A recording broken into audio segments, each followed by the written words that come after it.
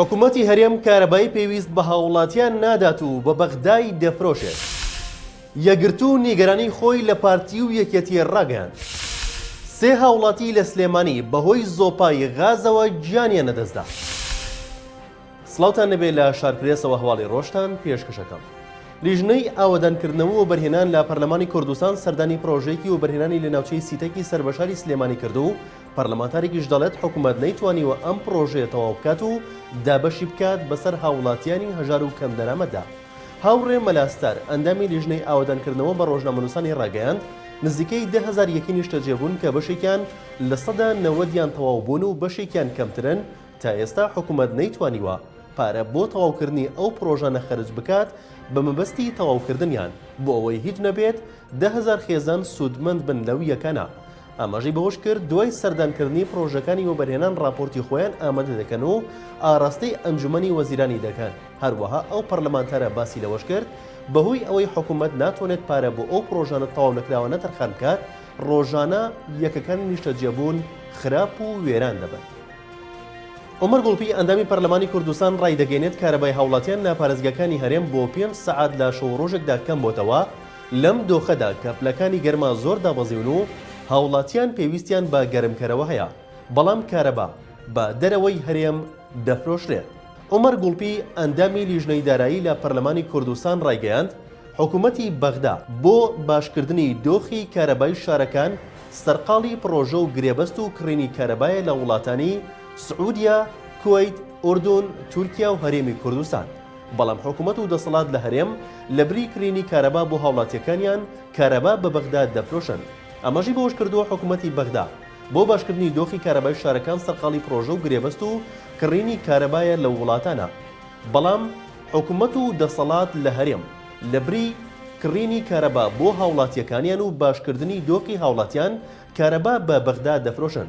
ئەوەشی خستە ڕوو فرۆشتنی کارەبا بە پارێزگەکانی دەرەوەی هەرێم لە کاتێکدایە کە کارەبای هاوڵاتیان لە پارێزگەکانی هەرێم بۆ 5 کاتژمێر لە شەو ڕۆژێکدا کەم بۆتەوە لەم دۆخەدا کە پلەکانی گەرما زۆر دابەزیون و هاوڵاتیان پێویستیان بە گەرمکەرەوە هەیە.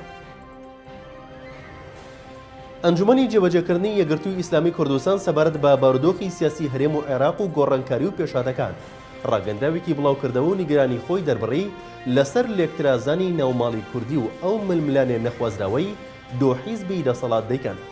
ئەنجومەنی جێبەجێکردنی یەکگرتووی ئیسلامی کوردستان کۆبوونەوەیکی ئەنجامدا و لە ڕاگەندراوێکدا بڵاوی کردەوە لە کۆبوونەوەکەدا تیشک خراوەتە سەر بارودۆخی سیاسی هەرێم و عێراق و هەر لەو چوارچەوێدا گفتوگۆ کراوە لەسەر پرسی هەڵبژاردننی سەرۆک کۆماری عێراق. ئەمەش بۆش کراوە لە کۆبوونەوەکەدا باز لە لێکترازانی ناوماڵی کوردی و ئەو ململانێ نەخوازراوەی دۆ حیزبی دەسەڵات دەیکەن سەبارەت بە پرسی سەرۆک کۆمار کراوە کە پشکی کووردە و دەبێت کۆدەنگی نیشتیمانی لەسەر بێت.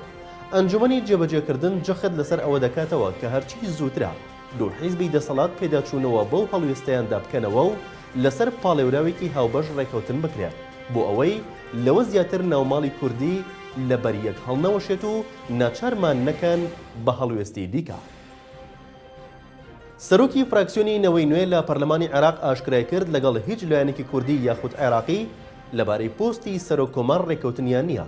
سروە عەبدولواحید بە میدیای حیزبەکەی وتووە لەسەر هەموو ئاستەکان نەوەی نوێ ڕکابەری پارتی دیموکراتی کوردستان و یەکێتی نیشتیمانی کوردستان دەکات چونکە ئەو دوو حیزبان نوێنەرایەتی هەموو گەلی کورد ناکەن. بەوتەی سروە عەبدولواحید ئەوان ئێستا لە هاوپەیمانەتی لە پێناوگەل خاوەنی 34 کورسی پەرلەمانین و قسەی یەکلاکەرەوەیان لە پەرلەمان دەبێت سەبارەت بە وەرگرتنی پارە لە بەرامبەر دەنگدان بە سەرۆکایەتی پەرلەمانی عێراق. سروە عەبدولواحید دەڵێت دروستکردنی تۆمەت بەوەی 50 ملیۆن دۆلارمان وەرگرتووە لە پەرلەمان مای پێکەنینە و ئەگەر بایکۆتی یەکەم دانیشتنی پەرلەمانمان بکردایە دەیانوت لەگەڵ یەکێتی ڕێکەوتنیان کردووە. ئەوەش لە کاتێکدایە ڕۆژی شەممە شاسوەر عەبدولواحید سەرۆکی جوڵانەوەی نەوەی نوێ کە هاوکات سەرۆکی هاوپەیمانەتی لە پێناو گەلە مەرجەکانی نەوەی نوێی بۆ کشانەوەی کاندیدەکەیان و دەنگدان بە کاندیدی یەکێتی یاخود پارتی بۆ پۆستی سەرۆک کۆماری عێراق ئاشکرا کرد. بەڕێوەبەری فریاکەوتنی خێرای سلێمانی ڕایگەاند لە شاری سلێمانی سێ هاوڵاتی بەهۆی سۆپای غازەوە گیانیان نەدەستداوە.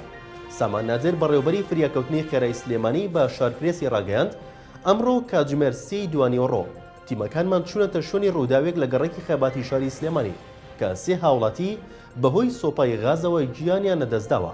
ئەمەژی بۆ کرد سێ هاوڵاتیەکە ئەندامی یەک خێزانن کە بریتین لە دایکێک و کوڕێک و کچێک کە تەمەنی منداڵەکان 10 ساڵ و 11 ساڵ بوون و دایکەکەشیان تەمەنی 40 ساڵە. ناوبراو باسی لەوەش کردووە کە ڕووداوەکە بەهۆی سۆپای غازەوە بووە کە زۆپاکە لێی چووە و بەهۆیەوە ئەو دایک و دوو منداڵە گیانیان نەدەستداوە. لە شارپرسەوە هەواڵی ڕۆژتان پێشکەشکرا شاد و بەختەوە.